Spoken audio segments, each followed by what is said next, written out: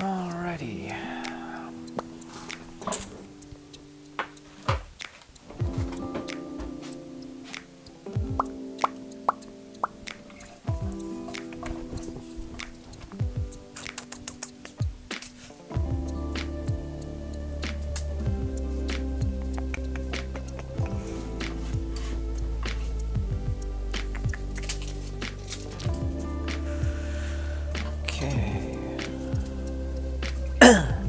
You love ginger? Yes! That is good because we're making Asian food which has all ginger in it. Let's do it. Alright.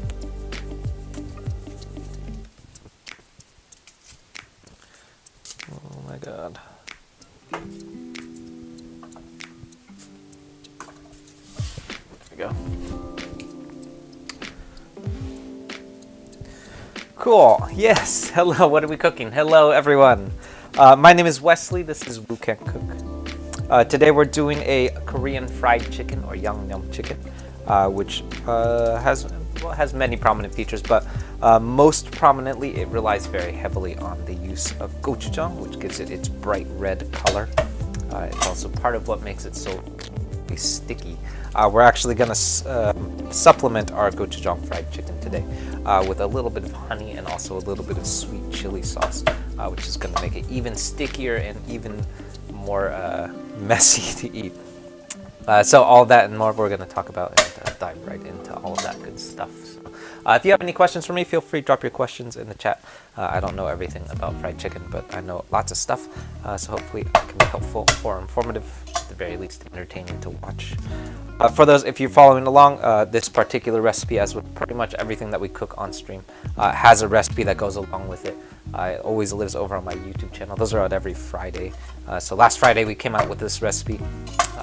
Today we're cooking through it live and kind of walking through all of the pitfalls, no pun intended, all the stuff that went wrong when I did it. And it's actually a relatively simple one to take a shot at too. So I'm also going to talk a little bit about how to eat a chicken wing, because if you're not pulling the bone out of your chicken wing, you're probably eating your chicken wings wrong. I think that's the gist of it. You're most likely you're probably eating the chicken wing wrong. So we're going to get to all of that and more today.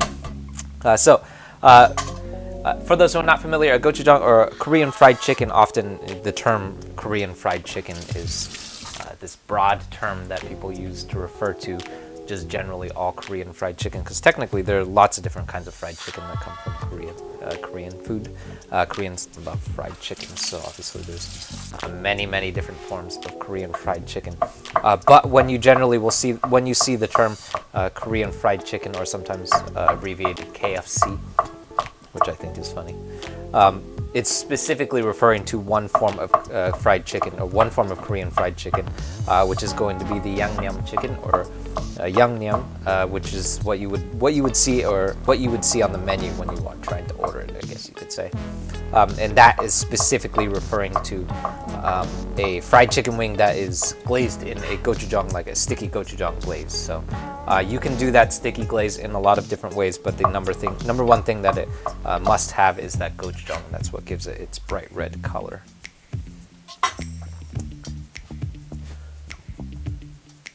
Yeah, my self-taught, yes. I pretty much entirely self-taught. Self-taught in like the internet, and also just from watching, just learning. And a lot of different places. I learned how to cook in a lot of different places, I guess.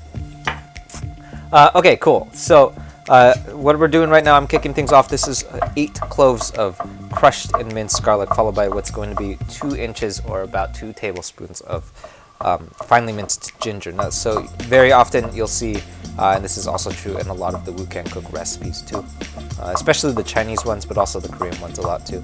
You'll see these 2 elements, they'll come up, but you'll generally will see half that quantity, so 4 cloves of garlic and 1 inch or 1 tablespoon of garlic and ginger. That's because we use them as sort of like the elements that sort of like set the building blocks of umami in a stir fry, so that it's not that everything tastes like garlic and ginger, it's that it's sort of like the starting point for a lot of our umami. Today we're actually doubling it today because it's going to 2 different places. So, and for that reason, we're going to set half of it aside. This is the set. We're going to set half of it aside for our wok fry, which is going to go into our glaze, and then the other half, which is what we're going to chop up next, is actually going to go into our batter. So it's going to go right into our batter, or you could call it the marinade too. And what that's going to do is it's going to impart this nice like aromatic quality to the fried chicken that's going to bloom out nicely in the fry, which I just remembered I should be heating up.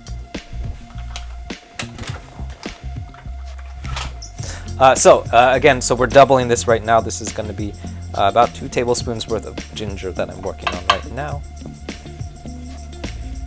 For ginger, by the way, because you'll notice that it grows in weird shapes and stuff, you don't really need to use a potato peeler for it. Lots of people use potato peelers for ginger, which I think is a waste of time because it's really annoying to peel around like all of those weird crevices and stuff. So what I usually do, this is just a spoon, and we're just using the flat side of the spoon to sort of peel off some of those rougher and like chewier bits of ginger. That brown stuff, by the way, so the exterior skin of your ginger, you can eat that. That's not inedible. Sort of like a russet potato. You can eat the skin of a russet potato. It's just not super appealing. It gets kind of chewy. But unlike a russet potato, though, if your ginger is fresh enough, you can totally just leave that on. So if you buy it in the store and it's really, really fresh, like if it's so fresh that it's still like damp, then you can just leave that on. It's not that big of a deal. But most of the time, you're probably not going to come across ginger that's that fresh unless you get really lucky.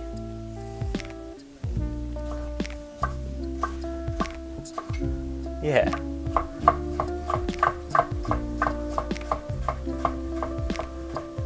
Would I say there's more garlic used in Korean food or Chinese food? Probably Chinese food. I don't know, that's kind of a tough overarching statement to say, but there's garlic in basically any Chinese dish that you've ever eaten. It probably has garlic in it. Whereas there's plenty of Korean dishes that I have omitted garlic from, and definitely plenty of Korean dishes that I have omitted ginger from, for sure. But I don't think I've ever made any Chinese dish that doesn't contain garlic. Both garlic and ginger, unless it was like a sweet dish, or unless it's a sweet dish or it's not like umami driven. But for the most part, basically all Chinese food has garlic and ginger in it.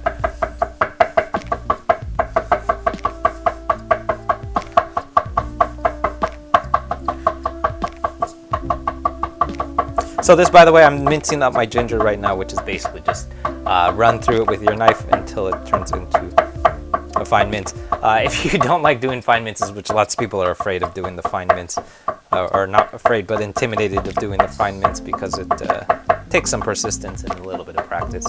If you don't like doing that, though, you can pass it through a microplane. That would work too. But then, of course, you got to clean the microplane, which is no fun. All right, so here's our ginger. I'm setting aside half of this for our wok fry, and then here's the second half that we're setting aside for our batter, which actually does not need to go in one of these dishes because I'm just going to throw it into a bowl, but we already did that. All right, so here's our ginger. This is 2 sets of each of these. So 2 sets of garlic, 2 sets of ginger. These are going in different places, which is why we have them separated right now.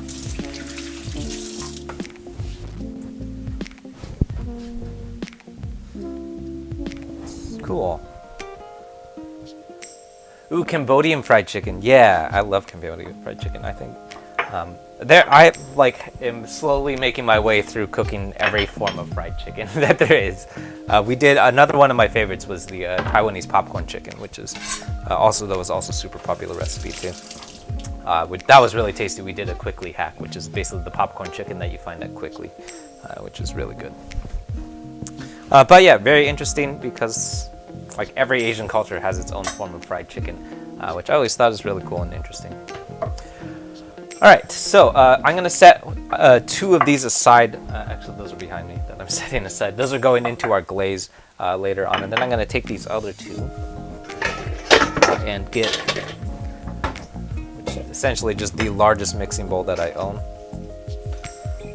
And we're gonna toss these in here. There's no reason why I should have put this into its own dish. I really just should have thrown it into the bowl. Wasn't paying attention. And then what we're gonna do is we're gonna start off with our batter, which is going to be really, really thin. So, and a lot of, I've seen a lot of different batters, mostly because I've cooked a lot of different kind of fried chicken. The one that I like the most is probably the tempura batter, which is like egg-based. What we're gonna do, this should be, by the way, a 1/3 cup of cornstarch. That's not a 1/3 cup. It's more like a 1/4 cup. But that's all that's left. So what we're gonna do is what it should be is an equal parts cornstarch and AP flour. I'm probably gonna lean a little bit harder towards AP flour today because I just ran out of cornstarch. Essentially what we're doing though is by cutting it in half with cornstarch, that's gonna make it a little bit a really, really thin and like very crispy batter. So by making it this really, really thin and crispy batter, it kind of allows it to get more crispy because it's so thin. So a lot of batters that I have worked with, mostly thinking of like the American-inspired ones, like Southern Fried Chicken and stuff, they turn out like really, really bready to me, and like the skin of the fried chicken, it gets really, really dense, which I don't like. What I love about this particular recipe is that it doesn't get super dense. That should be, by the way, that's half a teaspoon of baking powder. Baking powder, by the way, is just baking soda and cornstarch. That's how they make it. It's just the combination of those 2 ingredients. Baking powder works in what we're going to use that for is the same purpose that you would use it when you're baking, which is essentially the alkaline in that baking powder is going to activate in the deep fry, and it's going to give us this nice crispy and like fluffy quality to our fried chicken. Sort of acting in the same way that what an egg would do in a tempura batter. So in the same way, a tempura egg or an egg in a tempura batter would just sort of like puff up and give you this really, really puffy, like crisp quality, or puffy and like very puffy quality that's all coming from the eggs. We're gonna do the same thing, except instead of egg, we're doing that with some baking powder. The catch, of course, with all of that, of course, is that baking powder, if you're not familiar, just like baking soda, because it is activated using alkaline, that means that you have to pay attention to how much that you use, because unactivated baking powder, if you've ever used too much baking powder in a recipe, you know what this tastes like. And essentially what happens is when that baking powder doesn't get activated, it just sort of tastes like metal. So it kind of tastes like if you were drinking out of like a metal Nalgene bottle, and you can kind of taste some of that metal quality going on, which is not ever something that we want to look for. So we want to be careful, make sure that you don't overdo it on that baking powder. So that's our batter. There's not going to be any wet ingredients to this today, which is part of what I love about it the most. And then I'm going to count these out. In the original recipe, I had measured it out by weight. It was 2 pounds. Today, I'm just going to count them out because I'm actually paying more attention to how many wings that we have today.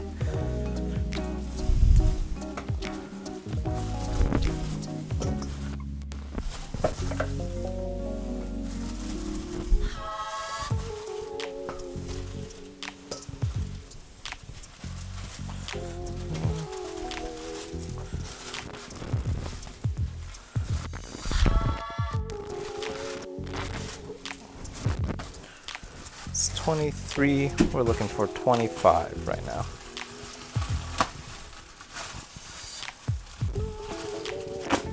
All right, there's 25 chicken wings, which should be about, if you're paying attention, that should be about 3 pounds, maybe 2.5 pounds.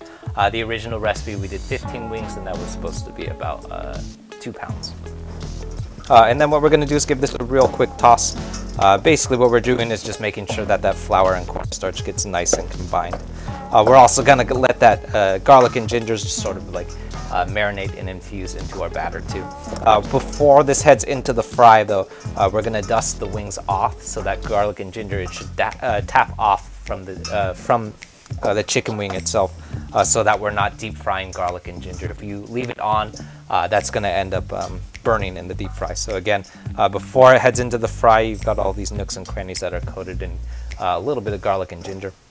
We're going to knock that off on the side of the bowl, and that's going to knock all of that stuff off. Somebody asked about this earlier. So before it heads into the fry, it's super important. You want to make sure that you knock off all of that residual debris that's sort of sticking to the fry piece of chicken.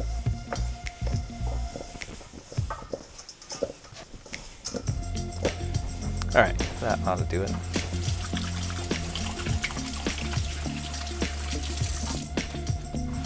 So that's our chicken wing.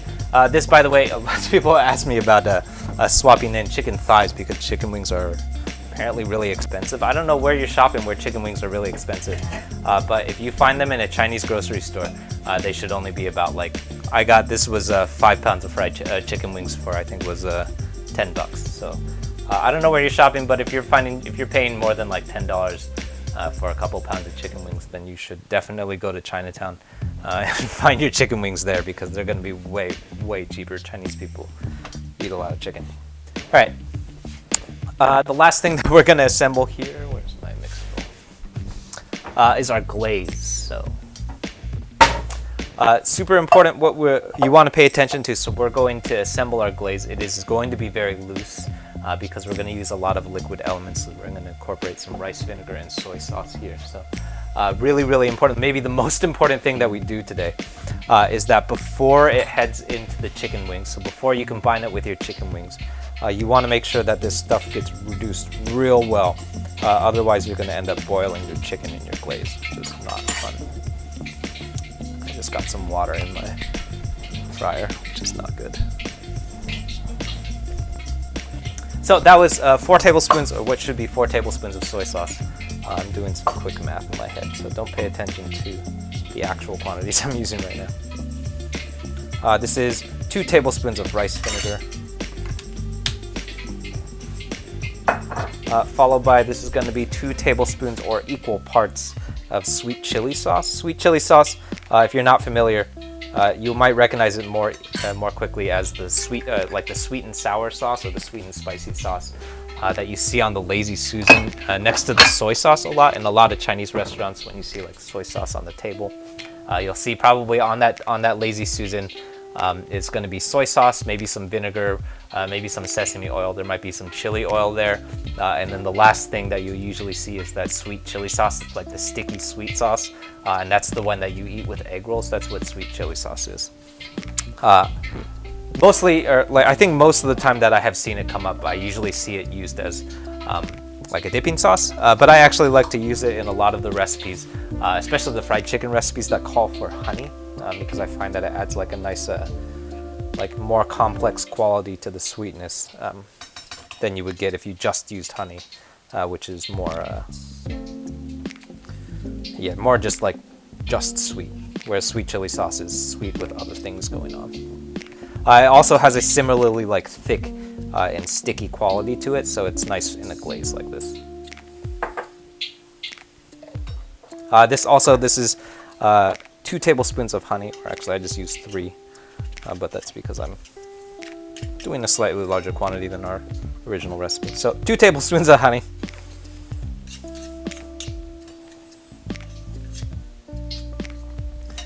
Yeah.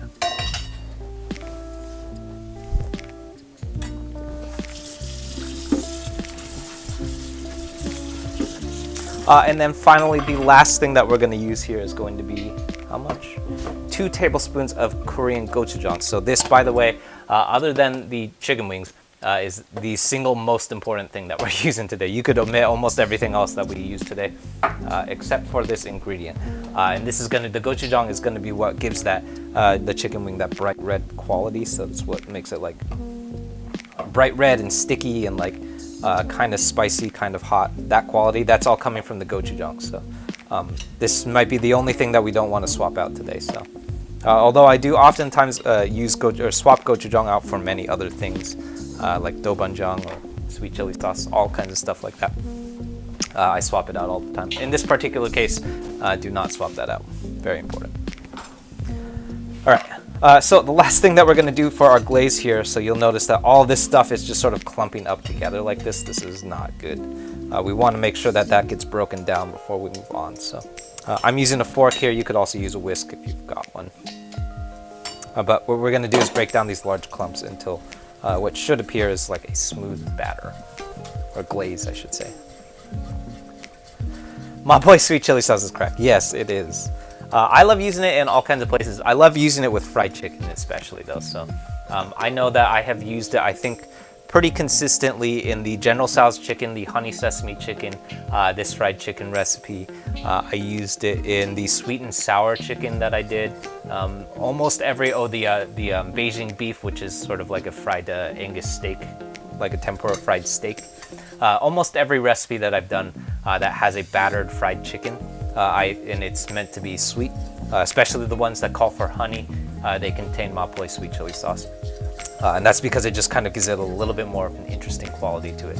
And if you cut it with honey, you can get that really, really thick and like syrupy glaze quality to it without losing out on like that really, really aggressive sweetness, or without like picking up that really, really aggressive sweetness that comes from using a whole bunch of honey. So I find that it works really well in like kind of like dialing back some of the sweetness that you get from those like sweet and sour chicken or honey sesame chicken, which are just like really like candy sweet, which I don't really like. It's a little bit much for me. Cool. So this is our glaze, pretty much there. There's a little bit of clumps going on, but that's okay. That's mostly coming from the chili sauce actually, not the glaze. All right, so I'm gonna set this aside. We're not quite ready for that glaze yet. What we're gonna do is dive into our chicken next, which is over here. So once again, I mentioned this earlier too, but before this heads into the fry, so you'll notice like some of these chicken wings, especially like the ones that are still like towards the bottom, they have some stuff going on. So like there's some of this batter is sort of like sticking to it. So really important. You won't be able to see it once I head over to the kitchen, the stove cam. But before it gets into the fry, we're gonna knock it against the bowl like this, and that's gonna dislodge a lot of that like batter that's sort of sticking around. We don't want that to clump up and stick onto our fried chicken because that's going to burn in the fry. So that garlic and ginger that was in our batter, we don't want that to fry. So even though that is there, it's mostly just there to impart aromatic quality to our batter itself. Once it gets into the fry, that should come off. Otherwise, you're gonna start burning garlic and ginger, which is not fun. Cool. Let's do it. All right, so over on the stove, I've got my oil heating up. This is a lot of oil, so it is taking longer than I expected, but also I forgot to turn the fire on. We're at 340 right now. I'm looking for 350F in that fryer oil. Make sure, very important, when you're deep frying, is that the fryer, as you throw stuff into the fryer, that oil is also going to drop, because you think about like what you're doing right now. Once that fried chicken is going into the oil, essentially what you're doing is throwing an ice cube into the oil. So as you throw more chicken into the oil, it's going to start dropping. And as it starts dropping, it loses its ability to give you a crispy piece of fried chicken. So if you throw enough fried chicken into a hot vat of oil, it will bring that temperature of the oil down enough. Eventually, it's going to hit a point where it's not even frying anymore, which we don't want. So lots of people ask about like why I leave that thermometer on the wok, and I have seen other people just sort of like free ball it and just kind of go. Which I think is a terrible idea, because how can you possibly know how hot the oil is if you don't have a thermometer in there? So the downside to that being, which I actually have not really experienced very much, is that some people think that by leaving that thermometer in the fryer oil is that you're going to impart a slightly metallic taste because the fryer is frying the metal of the thermometer, which I actually disagree with. I have never actually experienced that. And even if I was, though, I also think that it's more important to make sure that you know what the temperature of your oil is. So very, very important. Get a thermometer, get a fryer thermometer. I like using a candy thermometer for this purpose. and that's going to help you just know how hot the fryer oil is. Fried Chicken Tuesday, yeah. All right, so this is 24 ounces of fryer oil. We're almost at 360, which is perfect. I'm gonna do this 10 pieces at a time. I think this is 30, so this should be about 3 batches.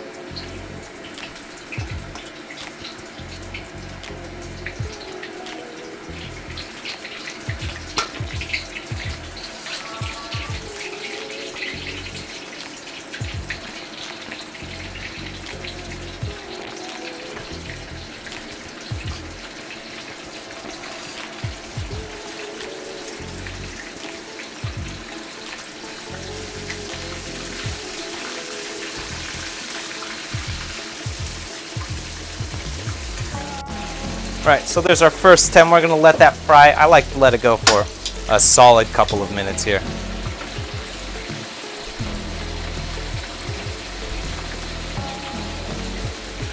A couple of people also asked about doing the double fry method, which you can absolutely do. And in fact, in most of the Korean recipes that I have seen for Korean fried chicken, you see the double fry a lot. I actually don't, so I am always a big proponent of the double fry. It is always going to be the quickest way or the best way to an extremely crispy piece of fried chicken. Essentially what we would do is partially fry it, so we will put it in the fryer and then let it go for about a minute or two until all of the moisture kind of pulls out of your fried chicken, and then remove it, rest it for a couple of minutes, and then put it back into the fryer, which always works. There's never a circumstance where you shouldn't double fry your fried chicken. Essentially what happens is by pulling out that moisture in the second fry, it kind of lets the oil heat back up, and then the energy of your fryer oil is now spent frying the chicken instead of burning off moisture, which gives you a more crispier piece of fried chicken. I am always a fan of that. You should always do it. If you have the time and patience to do it, you should always do it. It's always going to yield a better piece of fried chicken. That said, I actually think that because the batter for this fried chicken is so thin, and we're doing so little to that piece of fried chicken. Basically what we're doing right now is just frying cornstarch. Is that I think that you can get away with not doing the double fry, which would save you about 10-15 minutes on your fry time, which cuts down on your cook time quite substantially. So I didn't do it in this particular recipe. I didn't find that I needed to do it, so I ended up leaving it out. If you have the patience for it and you have the time for it, you absolutely should do it.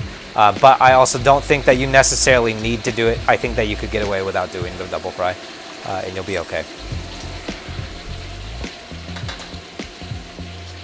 Reasonable. Can I see Reddit messages? Yes, I can.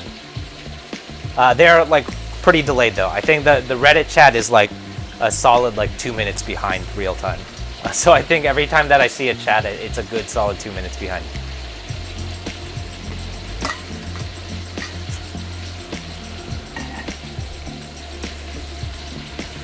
Cool.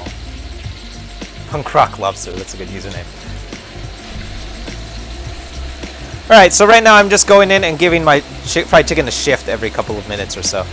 Basically what I'm doing is that, especially if you're using a round bottom wok like this, the fried chicken has a habit of just sort of like sinking to the bottom, which we don't want, because when it hits the bottom it basically starts frying on the surface of the wok, which we don't want because it's eventually just going to burn. So every once in a while I'm just going to go in and just sort of give it a shift. That's going to help us make sure that we don't end up basically stir frying our chicken wings, which is not what we're after.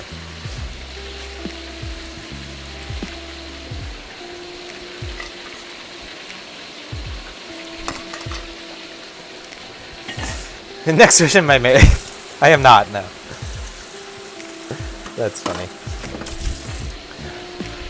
Alright. Reasonable stock. Also good. I love reading the usernames. They're funny. They're funny and entertaining to me. Ooh, one of our cameras is fucked. Fix that. Sorry if you were watching on YouTube, that camera was all messed up. Alright.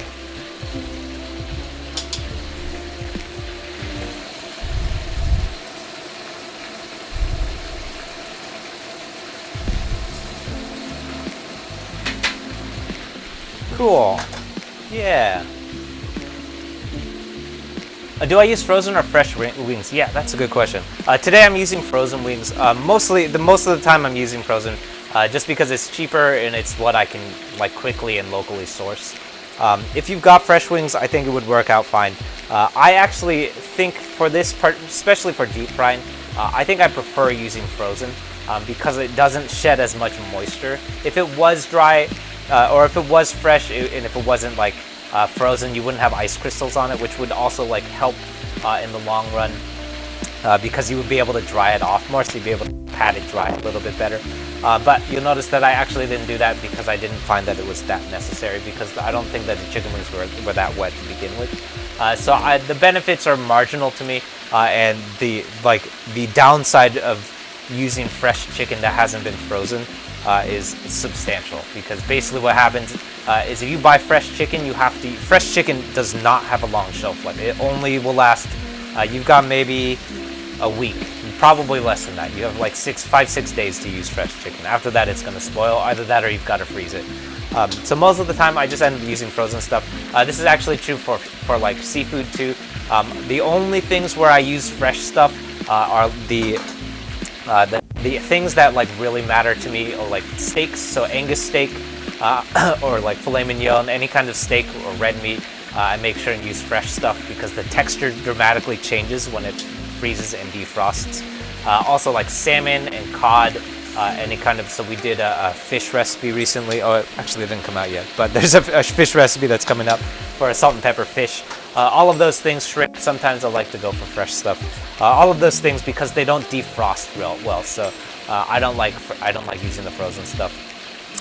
For chicken though, part of why chicken is such an amazing and like useful protein is because it freezes and defrosts really, really well, and like it loses very little integrity when it freezes and then defrosts. So anytime I'm using chicken, it's probably frozen chicken because it's just so easy to freeze. Whereas like a flank steak, I think pretty much stopped freezing flank steak. If I'm cooking flank steak like a Mongolian beef or something like that, I'm probably using fresh flank steak because it doesn't freeze well. Once you freeze red meat, any kind of steak, once it freezes, when it defrosts, it turns like a different color. And then lots of times if you defrost it incorrectly, it'll turn gray, which is really gross. So all of those things, not things that we want. But with fried chicken, you can absolutely get away with frozen stuff. And it's going to be way cheaper. You missed how to season or marinate them. Yeah, it was that. So you didn't miss it. It was just really, really simple. So the marinate and the season were very, very basic. We were using equal parts AP flour and cornstarch. And then we added a couple, some garlic and ginger, which is also going to be in our glaze. And then after that, it was just salt and a little bit of white pepper. Other than that, it's a very, very simple marinade. And the reason that it's so simple is because the glaze itself is going to be really, really intense. So we don't want to do too much with that marinade, or else it's just going to get in the way of our glaze.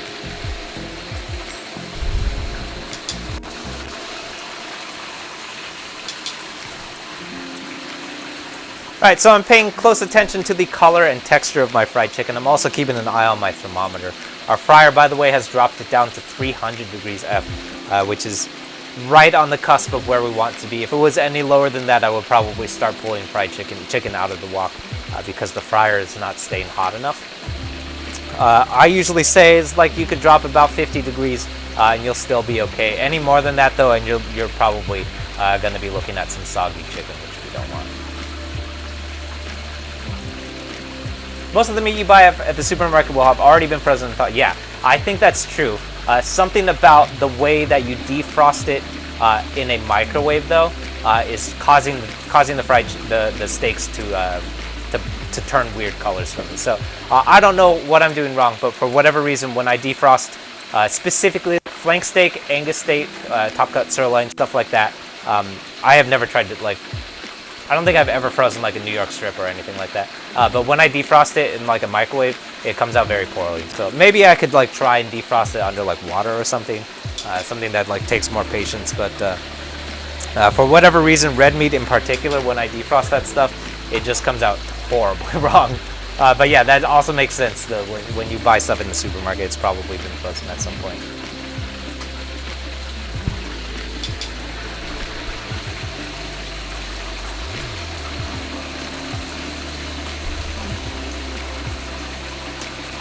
But yeah, that said though, if you're in Oakland, what's it called? Taylor's Homemade on 8th and Washington in the Swan Market. You can get some really, really good fresh meat that has not been frozen. They do not freeze any of their meat. And that's where I go anytime that we do, like, so we did the La Rofen that used a pork belly. It was a really, really good pork belly. They have really good ground meat, ground pork. They only do pork products, by the way. And then next door is, what's it called? I think it's called Gourmet Seafood. And they have really, really good fish products, also not frozen, which I love. But yeah, generally, if you're in the grocery store, that stuff's probably been frozen already. Yeah, never. Yeah, well, never say never. It's really convenient, and also if you forget to defrost something, it's a lot faster. But yeah, in the fridge or in water, that's what you should do. I get lazy sometimes, and then I pay the price for it. I'd like to say that I never defrost in the microwave, but that's not true. I am lazy.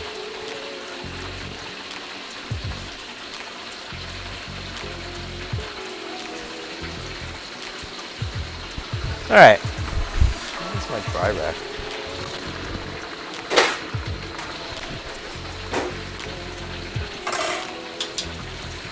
Let's pull these out.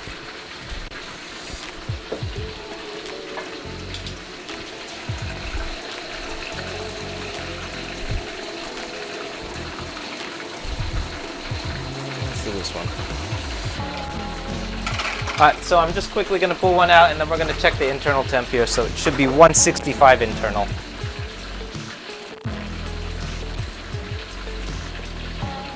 Closer here. Oh yeah. Oh yeah, we're cooking through. Let's pull these bad boys out.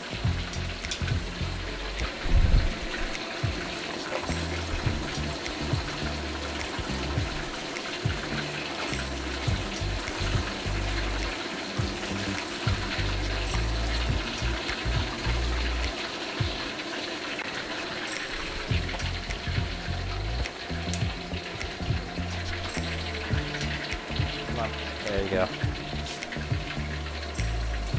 Alright, so I'm pulling these out. This is going to sit on a dry rack here. You don't have to do the dry rack. I think it's pretty important because it's saturated in oil right now, so we don't want to let these just sit in the bowl like this.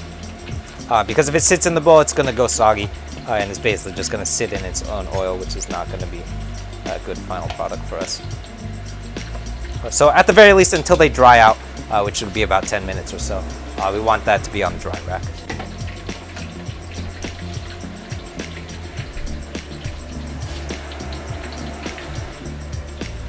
Yeah, are we planning on tossing them in anything? Yeah, so we're gonna do, once we finish this, we have, I think, another 2 batches. 2 batches? 1 or 2 batches, I don't remember how many are in there. We're gonna finish frying these up, and then what we're gonna do is we're gonna toss it in a gochujang glaze, which is the glaze that we assembled a little bit earlier. That's this. And this is a combination of a couple of things. It's mostly gochujang and honey, and a little bit of sweet chili sauce. And I'm also going to talk about the benefit of deep frying in a wok, too. All right, so right now I'm just waiting for my wok to reheat here. Our fryer oil is sitting at, we're at 330, so we want that to be closer to 350 before we start throwing chicken back in there. Otherwise, we're gonna end up with mushy chicken, which is never a good thing.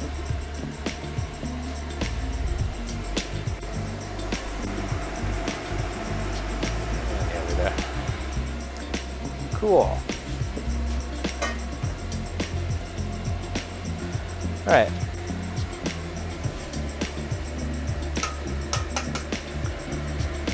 So here's our second batch going in. This should be in batches of 10. I forget how many wings we're cooking right now, but they should be in batches of 10. What we want to try and do is make sure that we don't overload the fryer oil here, which is why I'm paying attention to quantity.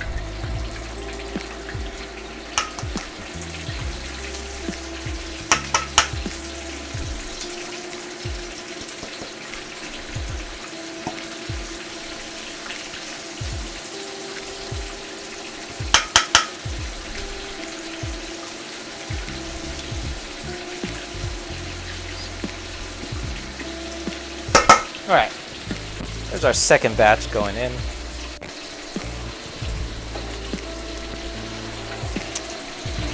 So just like with our first batch, I'm paying attention to the temperature of our wok. This is really important. Our fry oil has dropped down to 320, which is not great, but ideally right around the sweet spot that I'm looking for. We want that fryer to be at 350 when those wings go in, and I like to keep it around like 320, 325 once they start to like hit the oil. And essentially what's happening is those chicken wings are bringing down the temperature of our oil, which is going to, if it happens too dramatically, it's going to start shedding temperature in our wok, and then we're going to end up with mushy fried chicken. For our case, I think we'll do okay.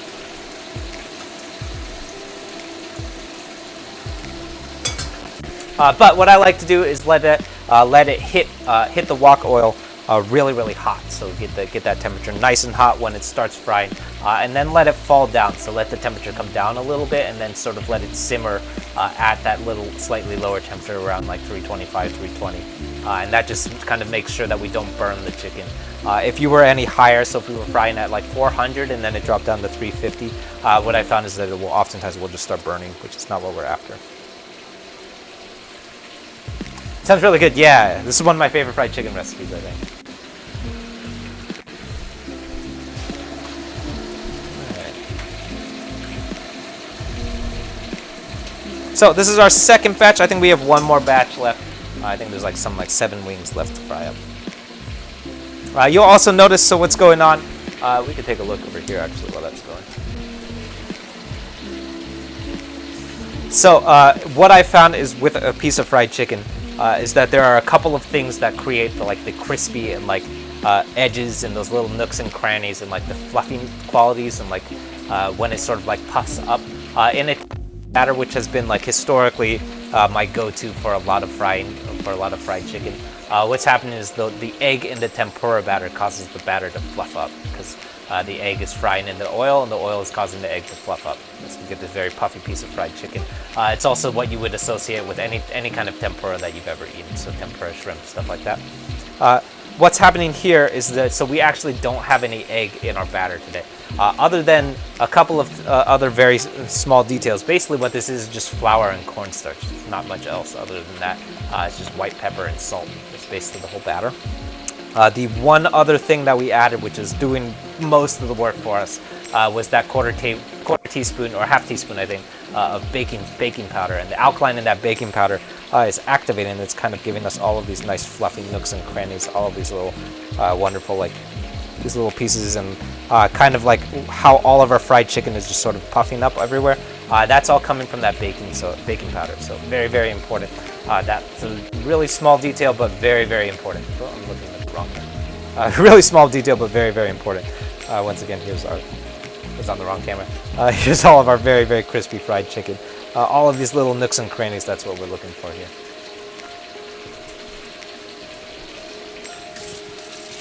Please let me go log in. I feel like you made that username when you were frustrated. No MSG, yeah. So lots of people ask about MSG in like a lot of the recipes. I haven't used MSG as an independent ingredient in quite a while, mostly because I found that you actually don't need to use MSG in most of the things that you're doing, unless you're not using like most Chinese ingredients. There's MSG in almost everything that we use today. So there's MSG in our gochujang. There's definitely MSG in that soy sauce. What else do we use? Yeah, for sure in the soy sauce, for sure in the gochujang. I'm almost positive that MSG is an additive in gochujang. So and that's actually true for like most of the stir fries that I do too, is that there's so much MSG in so many of the other sauces that we're cooking with, that I find that you don't actually need to use MSG as an additive. MSG, by the way, is if you can buy it like those little Ajinomoto packets, and basically you can buy it in a little bit of like a powdered form. Kind of looks like salt, and you can just sort of sprinkle it on top. I found that like the only scenarios where I've needed to use MSG is if like the sauce or like the glaze that I'm assembling is falling flat. So if it's not like it's not popping correctly, or there's not quite an umami, something's not quite doing right, it's not quite salty enough, then that's the only scenario where I ever use MSG. Other than that, basically what's happening is if I'm using MSG as an additive, I probably fucked up somewhere. Something has gone wrong, and I'm using MSG to sort of compensate for the fact that I didn't properly season something. But if you did it correctly, you shouldn't need to use MSG because there's MSG in everything else that we're using. I'm not positive, don't quote me, but I'm pretty sure that gochujang contains MSG. I, of course, cannot tell you because this is not in English. Yeah, it does contain MSG. I was right. Basically, anytime that you taste something and it has an umami quality to it, so if it's like salty and like briny and like has like, yeah, umami, if it has an umami quality to it, probably has MSG in it. That's how they create that flavor.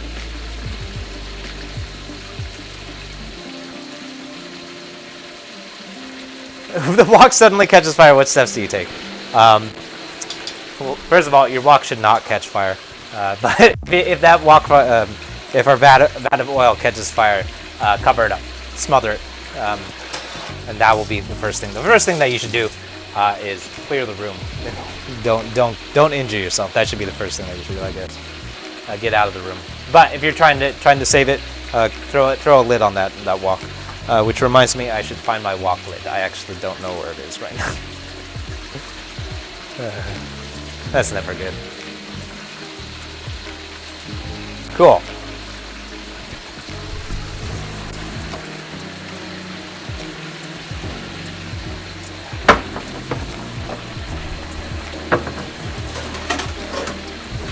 Use this as a dry rack.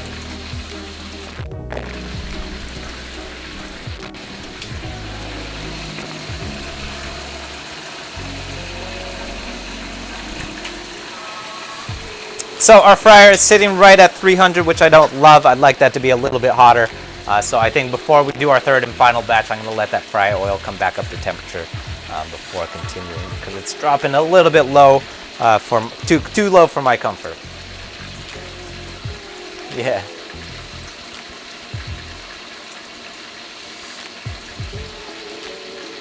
Give it up. Yeah, thank you. Show us the fire extinguisher. Yeah, I actually. So you need a K fire extinguisher for oil fires, which I actually don't have. I probably should get a K fire extinguisher. But yeah, for an oil fire, your standard AB fire extinguisher, the red ones, that's actually not going to do anything. It's not. Those are for electrical fires, which is like the fire extinguisher that's in in the States. It's the fire extinguisher that's in most American households. Is those AB, like the tiny red fire extinguishers. They shoot out powder. Those are meant for like electrical fires and if wood fires. Basically, if your house is on fire, it's meant for that. They don't actually work with oil fires. So what you actually want for an oil fire is the fire extinguisher that's in most commercial kitchens and restaurant kitchens. It's called a K fire extinguisher, and it's usually the one that's in a stainless steel container. Those are the ones that will put out an oil fire, which I don't have. And I should probably get. Right.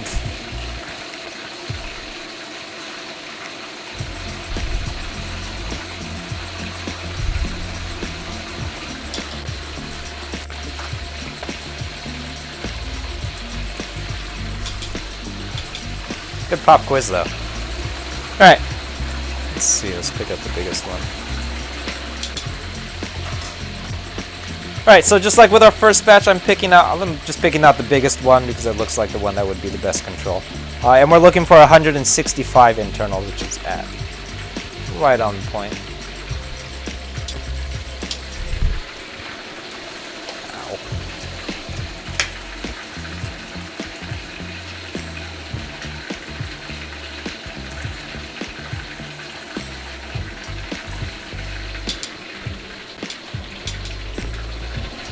Alright, so once again our fryer is back up to, that looks like 310 or so. I'm going to let that come back up all the way to 350 before we finish up our final fry here.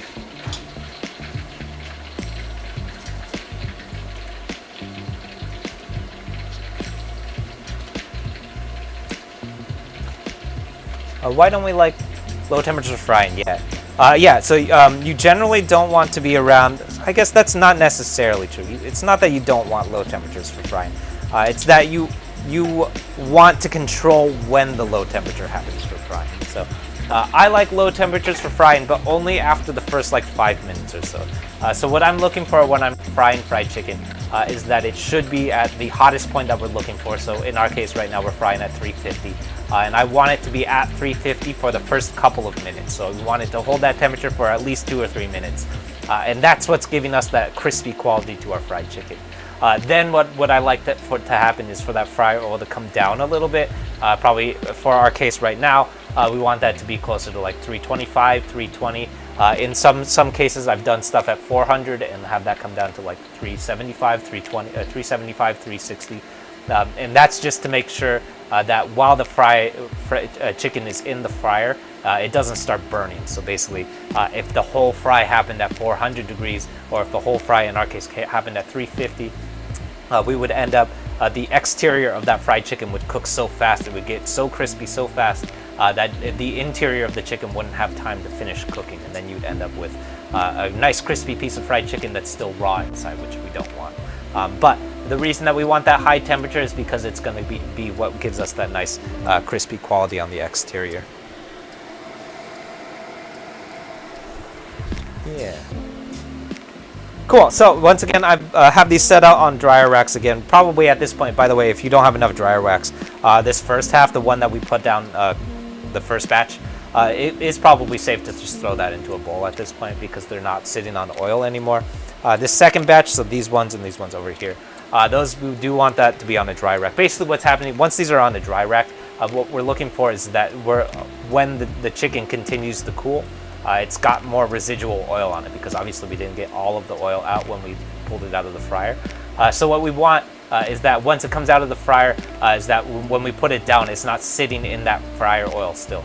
Because if it still sits in that fryer oil, it's just gonna get soggy in that fryer oil, which if you've ever like ordered a bucket of fried chicken and that piece of fried chicken at the very bottom, it's nice and soggy and gross and kind of like mushy. That's what's happening. It's just sort of sitting in its own oil, all of the oil of the collective other fried chickens, which is why I think it's really dumb that fried chicken comes in like a bucket, because that's literally the worst possible way of transporting fried chicken. I don't understand why that's the thing. Yeah.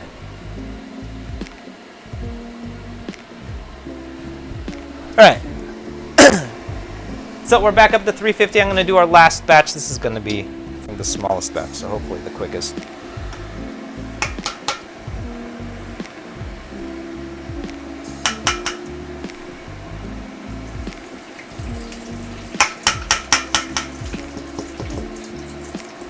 And again, just like we were doing with the first two batches, I'm giving it a good dusting on the side of the bowl, and that's basically just to kick off all of that extra debris so that nothing starts burning in the fry.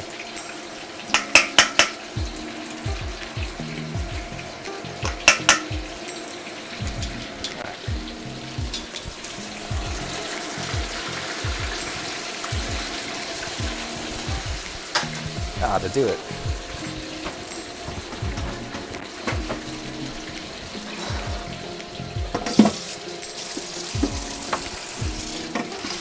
Does frying actually seal in natural juices? I've seen like different theories about that. Does frying seal in natural juices? I think the fry at the high temperature helps seal in natural juices. If you over fry it, so if you overcook it, then it will start drying out. So I think it's all about timing. So yes and no. Everything that involves cooking fried chicken technically is helping seal it in its natural juices. But if you overcook it though, it's always going to start drying out. So it's not just about how you fry it, but it's about how long you fry it and making sure that you pull it out at the correct internal temperature. If you over fry it, then it's going to start drying out, which is not what we're after.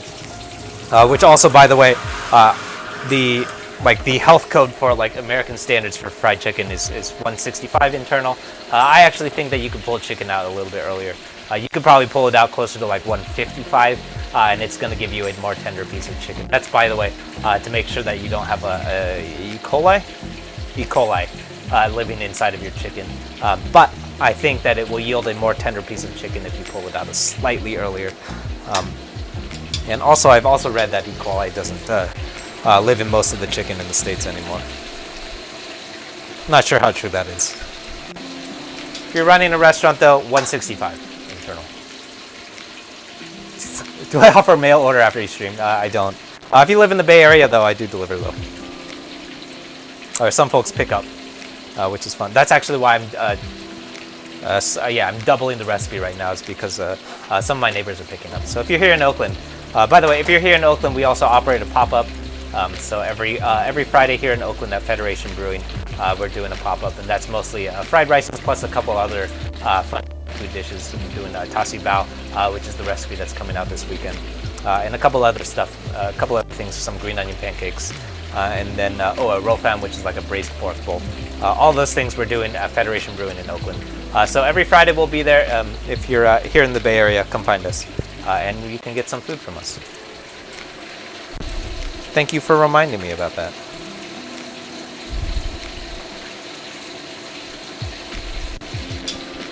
All right. Oops, wrong camera. Keep forgetting to change the cameras.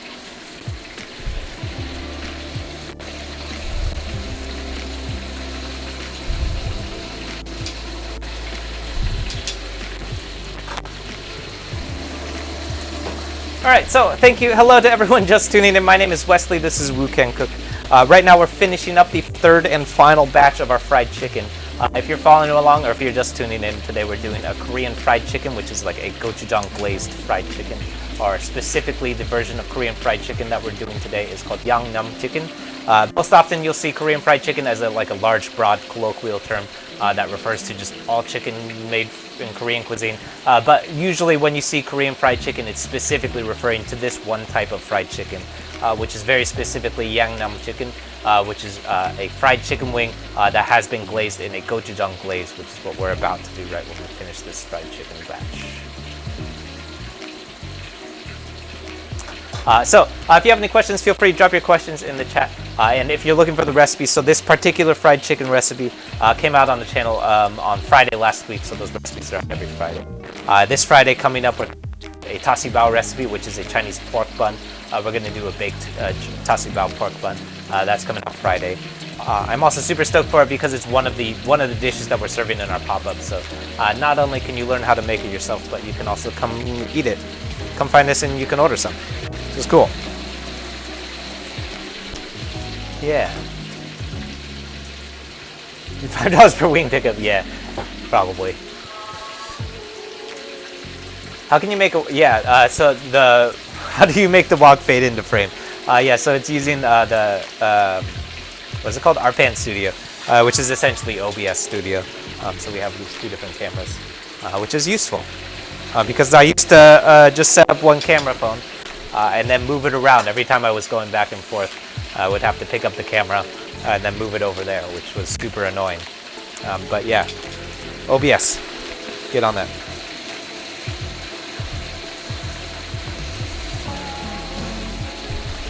Or if you're watching on Reddit, that's Arpan Studio. Arpan Studio is just OBS for Reddit. It's literally the exact same software, but for Reddit. Here's a joke. Okay, cool. Some people have legitimately asked me about that though, because I don't think everybody knows about how to. Yeah, I don't think everybody knows about Arpan, which is crazy. Non-streaming cheapo. Cool. I'd like this to pick up a little bit more color. So our last batch is cooking a little bit faster than the others because it has the least amount of fried chicken in there. So our fryer oil is sitting at right where we want it. Right, actually, is about 330 or so. The other batches, so the first batch by far dropped the most. I think we were down to like 295 or so, and that was because it was the largest batch. It would have, I think, 11 wings. I think I miscounted. I had like 11 wings in it, which is probably too much. The third batch, though, this one only has 7 wings in it, so it's cooking substantially faster, which is great.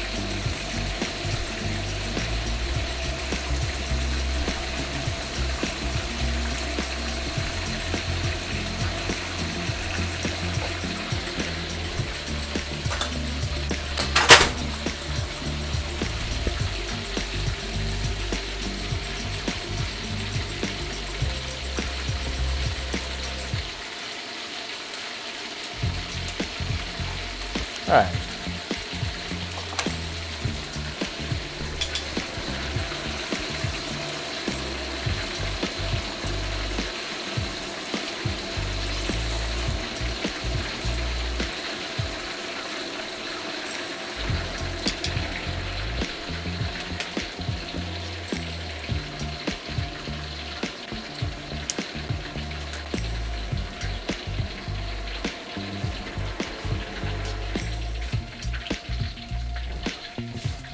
A laser temp gun, yeah. So a laser temp gun is just for checking surface temperature. So the only scenario, at least for like health code standards, the only scenario where a laser temperature gun is useful for is for testing like the surface temperature of something. So the only time that I've ever actually used one appropriately is to check the temperature of a refrigerator, and that's basically like what is the temperature of the shelf of your refrigerator. For everything else, this would not be the appropriate scenario because you wouldn't actually be checking the temperature of the oil. You would be just checking the temperature of the surface of the oil, which is not what we're looking for. It is the most convenient way of checking oil temperature, but it's actually not super accurate. What you really want is that candy thermometer that just popped off and almost killed everyone. That was a little scary. I was a little concerned. I was a little concerned that I dropped the fryer.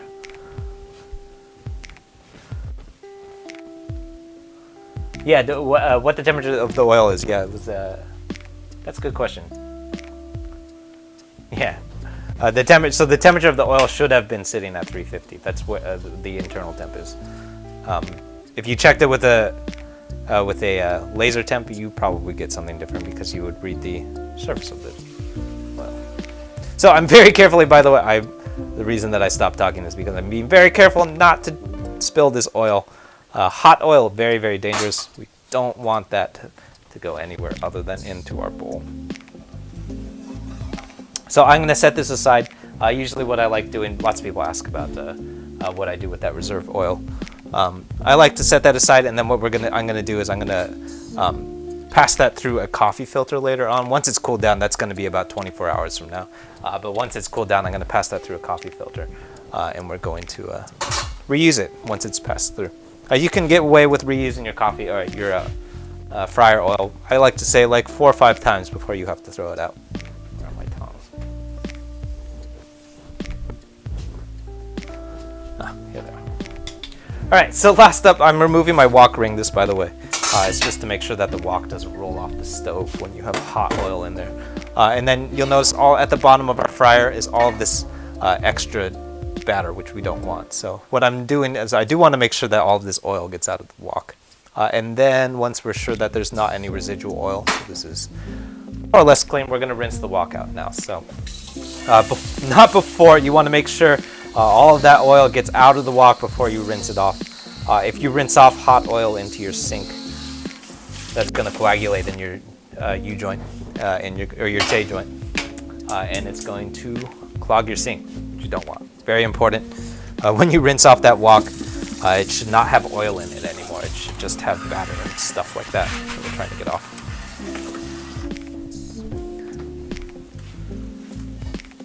All right, so I've thrown that back on heat, and then what I'm going to do is burn off all of this residual water that's sitting around, and then we're going to reduce our glaze next. Dream in another state.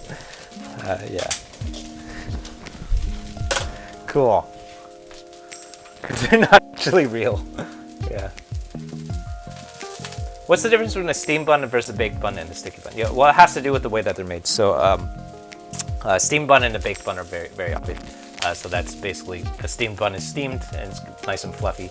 A baked bun is baked, so it's what usually when it's baked, it's coated in an egg wash too. So it comes out nice and golden brown. That's the quality of a baked bun that we're looking for. Sticky bun is a little bit different, and that's because it's made with a different kind of batter. Usually a sticky bun is made with, in my experience, from Chinese buns, that's usually done with rice flour. So like glutinous rice flour, and that's what gives it that really, really sticky quality, kind of sticks to your fingers. That's a sticky bun. But baked bun and a steamed bun, that's obvious. It's just one is baked, one is steamed. Yeah. Cool. So we've got all this smoke coming off of our wok here, so we're gonna get going on our glaze here. That's 4 tablespoons of peanut oil. Actually, I think that's grapeseed oil today. Then we're gonna give it a quick long yao. Long yao, basically, we're adding cold oil to a hot wok. That gives us a nice non-stick surface in things like carbon steel, like we're working with today. Ooh, that's frying. That's the white balance on our YouTube. Yeah, just on the YouTube camera, but the white balance on the YouTube camera doesn't look great. That happens every time with the garlic. So, there's our garlic and ginger. I'm gonna bloom that for about 15 seconds until it's nice and fragrant. Then here's our glaze going in. Plus, what I like to do is give that a little bit of extra water. This is maybe a 1/4 cup of water extra. And that's just sort of like to get off all of that residual stuff that's sort of sitting around in the bowl.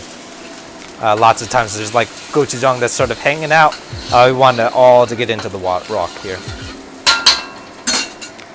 So, and then the very last thing that we're going to do, this is super, super important. It might be the most important thing that you do in this whole recipe, is that once that glaze is in the wok, you want to let that reduce for quite a while. So that's going to reduce for a solid like 3-4 minutes.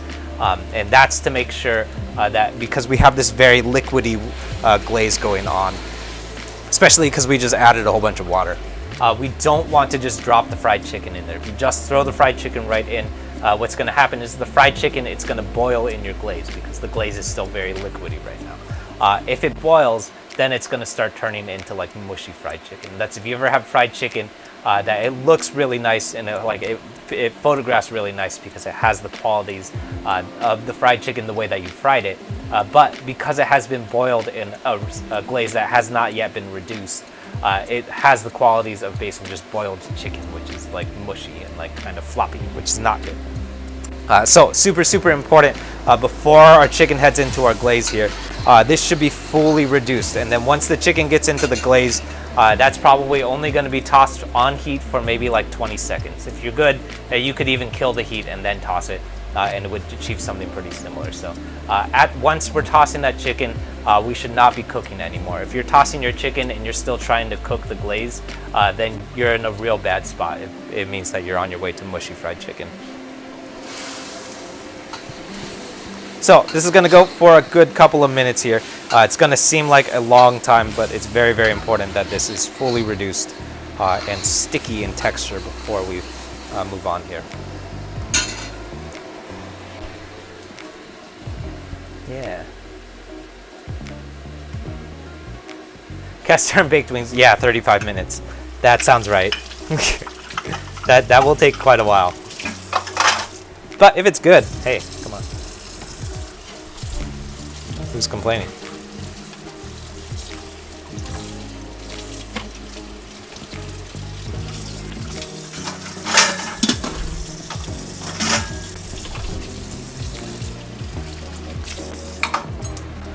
All right, so what we were looking for is all this nice foaming. That's generally a sign that your glaze is reducing nicely. We want lots and lots of foaming like that because it means that we're burning off liquid. And it's also a sign that we're kind of like starting to crystallize a lot of the sugars in our honey. Also what we're doing is like burning off some of the acidity and abrasiveness of a lot of the things that we used. So the acidity from that rice vinegar that we used. And to me, gochujang, when it's in its raw stage, has kind of like a texture to it and a little bit of an abrasive flavor to it. That I don't think that gochujang is a very super palatable flavor when it's eaten raw. So I would never just like put gochujang on top of rice because I find that it's a little bit abrasive. Whereas like you could absolutely put like sambal like on top of rice and just eat it. That's why you can throw it into a dipping sauce and it would be edible. But with gochujang though, I like to give it a little bit of a cook too, just to make sure that we're not getting a really abrasive quality.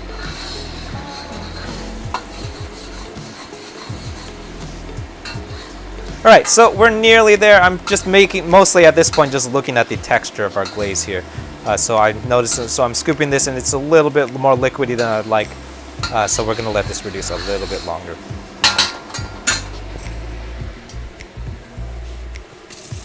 A quick rundown of what's in the glaze. Yeah, so it was a couple of things. We assembled the glaze a little bit earlier on in the stream. but it's a combination. That was soy sauce. That was 4 tablespoons soy sauce, 2 tablespoons rice vinegar, some sweet chili sauce, which is like sweet and sour sauce. You eat that stuff with egg rolls. A little bit of honey, and then the thing that's making it bright red, that's the gochujang, so Korean fermented chili paste. So that, by the way, if you're looking for it, I always forget to link this stuff, but if you're looking for it, the recipe up on my YouTube channel too, which is useful if you're trying to reproduce what we're cooking. All right, yeah, that's what I'm looking for.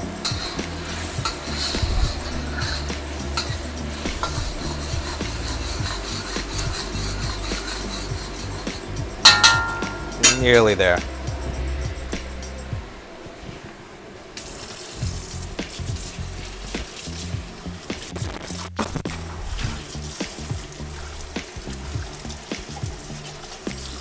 But yeah, definitely like the most iconic part of this glaze, it's going to be that gochujang. So I mentioned this earlier too, but you can omit almost everything that we used in the glaze. The one thing that you can't omit here is going to be that gochujang. I think you could even get away without using that honey, because gochujang itself is already quite sticky and tacky. Right, here's our chicken going in.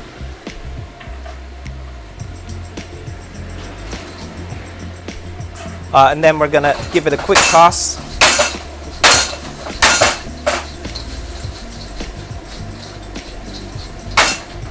Once again, at this point, we're not really cooking anything. We should just be tossing to coat here. I'm gonna go ahead and just kill the heat here as well.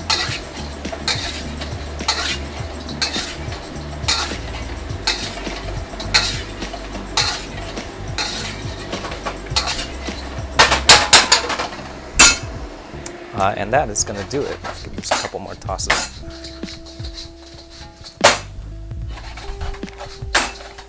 I'm paranoid that I'm on the wrong camera. All right.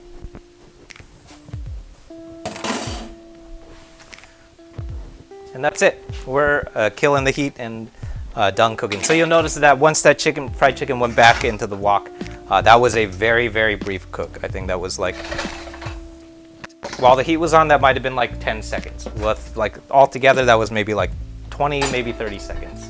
After that, we're really just coating to combine. Not much actual cooking going on.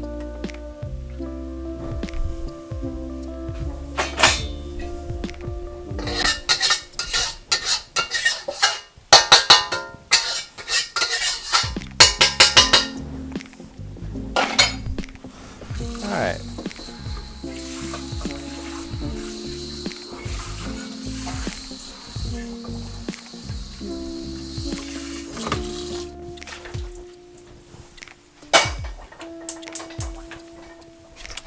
That's gonna do it. Oh, last thing that we're gonna do, last but not least, this is a little bit of sesame seed. Sesame seed, by the way, doesn't really taste like much. But I actually think that the texture is super important, and it's of course very important to the visual presentation.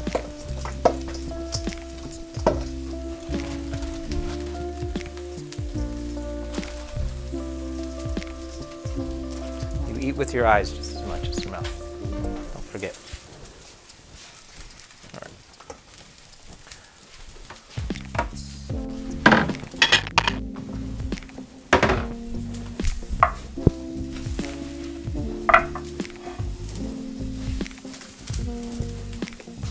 My tongs, why do I keep losing it?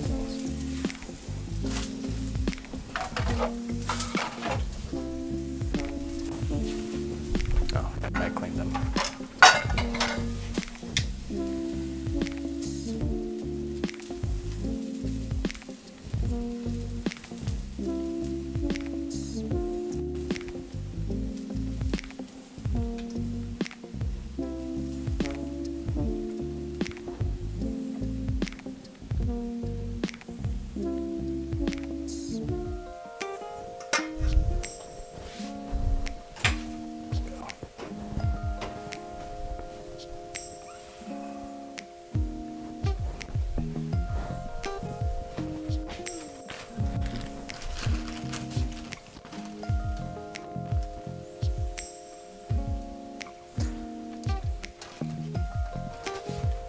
Green onion garnish. Yeah, you could do a green onion garnish too.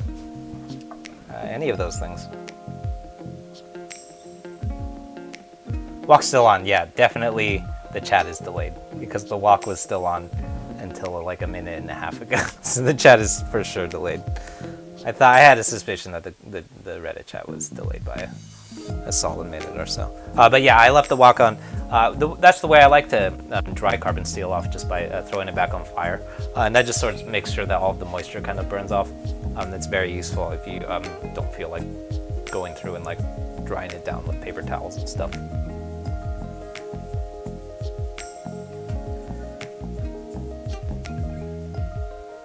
Cool. Okay. All right. Yeah, let's do. Is it too hot? No, we could do this. All right. So the last thing I'm going to show, folks, this is if you've ever eaten a chicken wing and if you've not pulled out the middle bone of your chicken wing, you've been eating chicken wings wrong. So what I'm doing is I'm holding it. There's one larger bone right here in my right hand, and then there's one smaller bone here in my left hand. So we're going to turn it until that smaller bone dislodges right here. And then we're pulling this out. And if you did it correctly,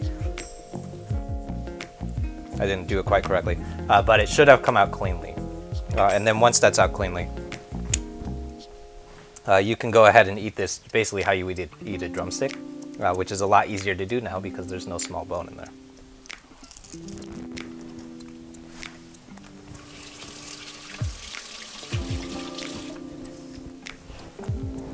And that is really good.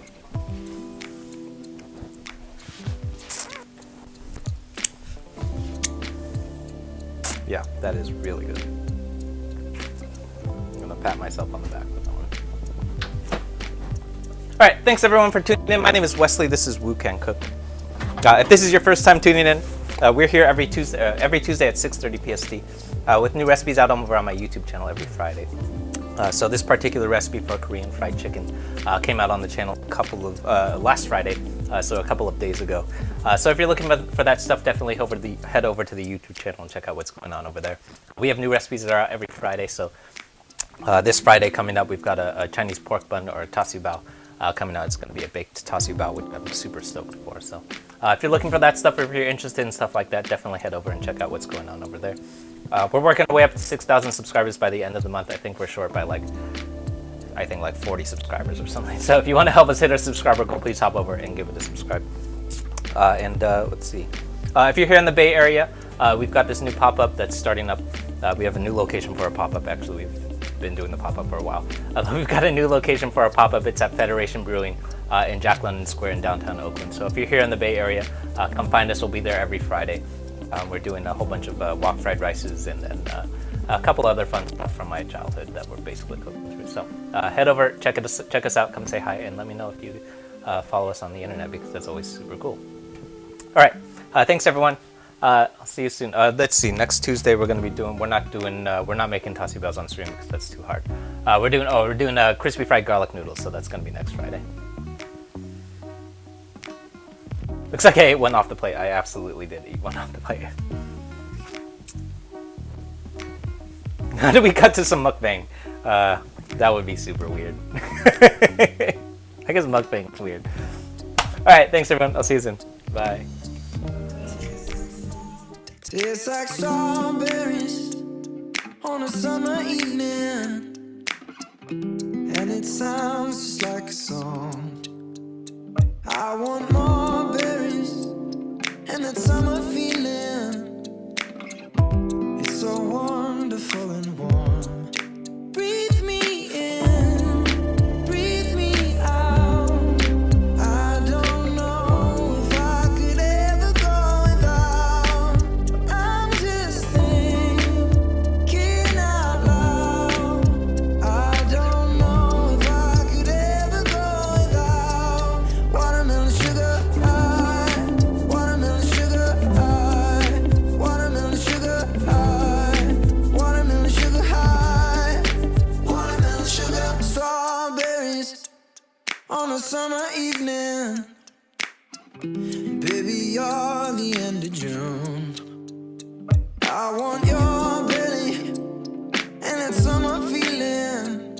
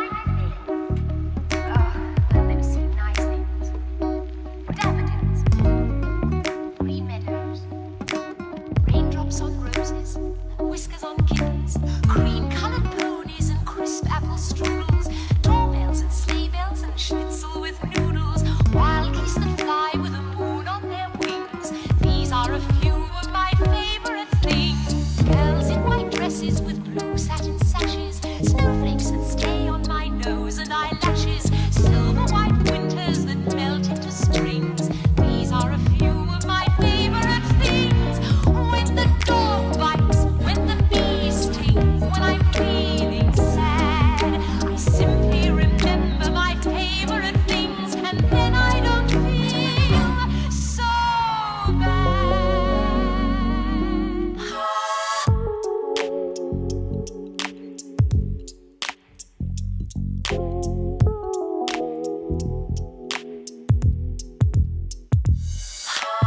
Well, good for you, I guess you moved on really easily. You found a new girl and it only took a couple weeks. Remember when you said that you wanted to give me the world?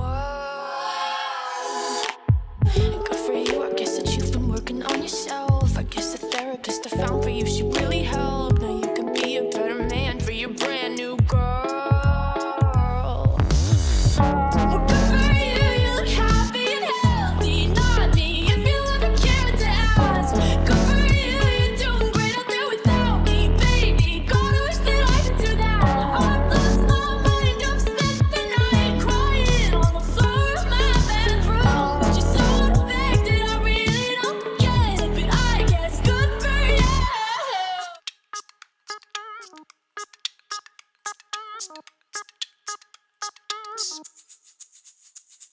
Smooth like butter, like a criminal undercover. Don't pop like trouble, breaking into your heart like that. Cool shade stunner, yeah, owe it all to my mother. Hot like summer, yeah, I'm making you sweat like that. Ooh, when I look in the mirror, I'm not too hard to do. I got the superstar glow, so ooh, do the boogie. A side step right left to my beat. I like the moon rock with me, baby. Know that I got that heat. Let me show you, can't stop, can't shit. Side step right left to my beat. Can't let it flow. Closed off from love, I didn't need the pain. Once or twice was enough, and it was all in vain. Time starts to pass before you know it, you're frozen. Ooh. But something happened for the very first time with you. My heart melted to the ground, found something true. And everyone's looking round, thinking I'm going crazy. But I don't care what they say, I'm in love with you. They try to pull me